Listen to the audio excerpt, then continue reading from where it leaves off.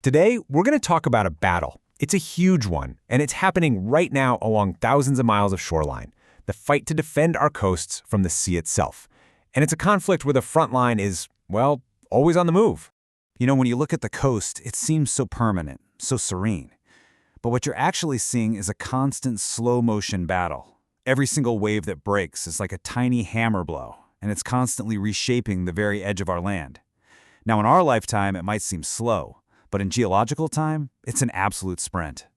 And that, right there, is the billion-dollar question for people all over the world.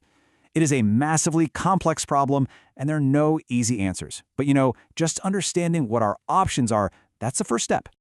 Okay, so before we can even start talking about solutions, we really have to get our heads around the problem itself.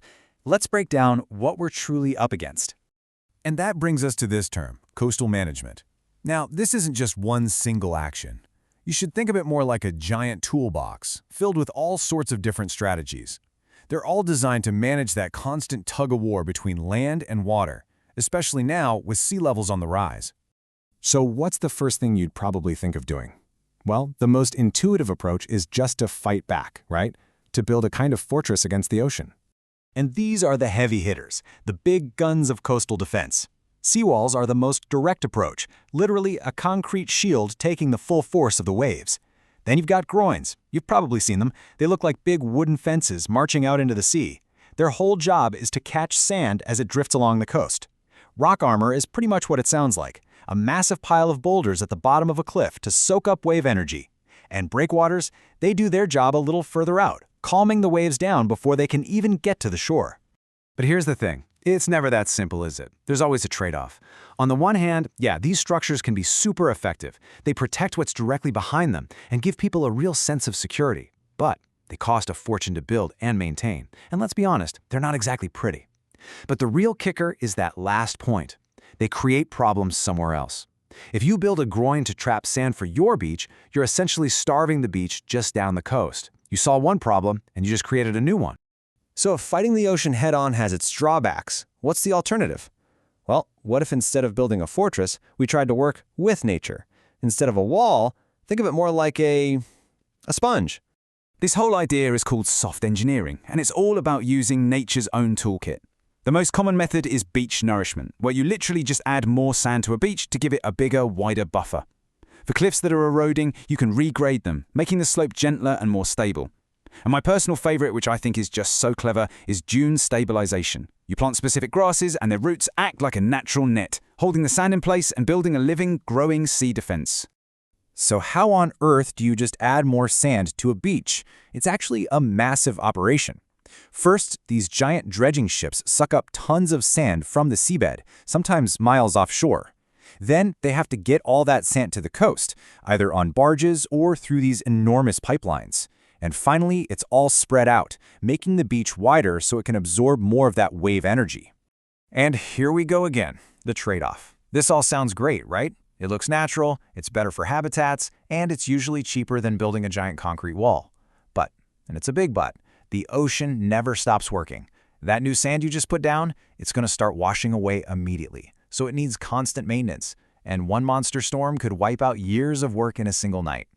It's just not a permanent solution. Okay, so we've got the fortress and the sponge. This is where modern coastal management starts to get really smart. Planners realize that you can't just look at one beach or one cliff in isolation.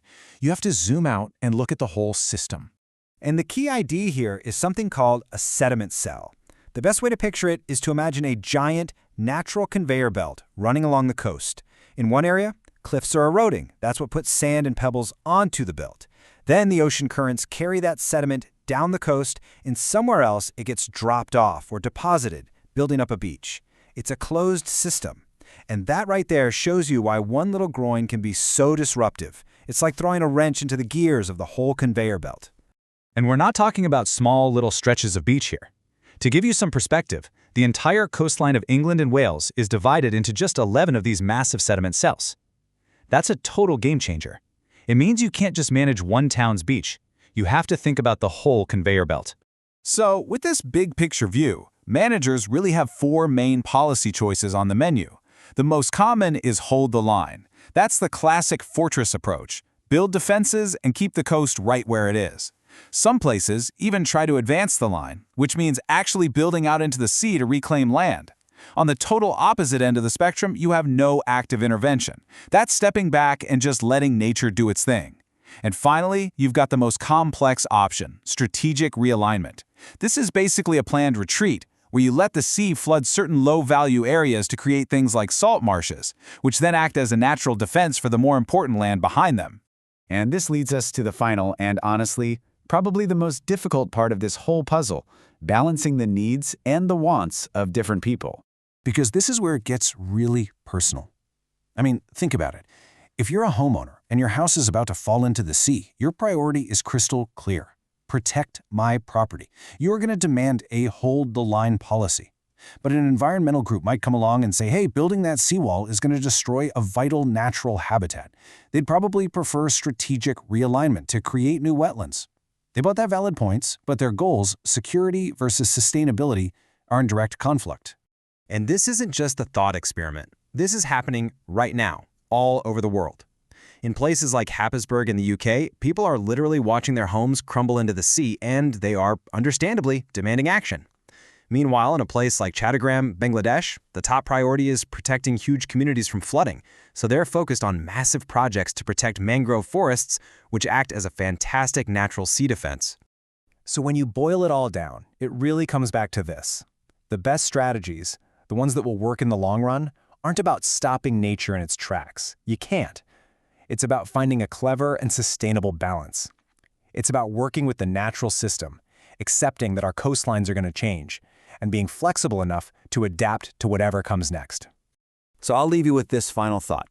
It's easy for us to sit back and talk about sustainability and managed retreat when it's an abstract concept. But if it were your home, your community on the line, what choice would you demand? It's a tough question with no easy answer, and it's one we're all going to have to face as we grapple with the rising tides.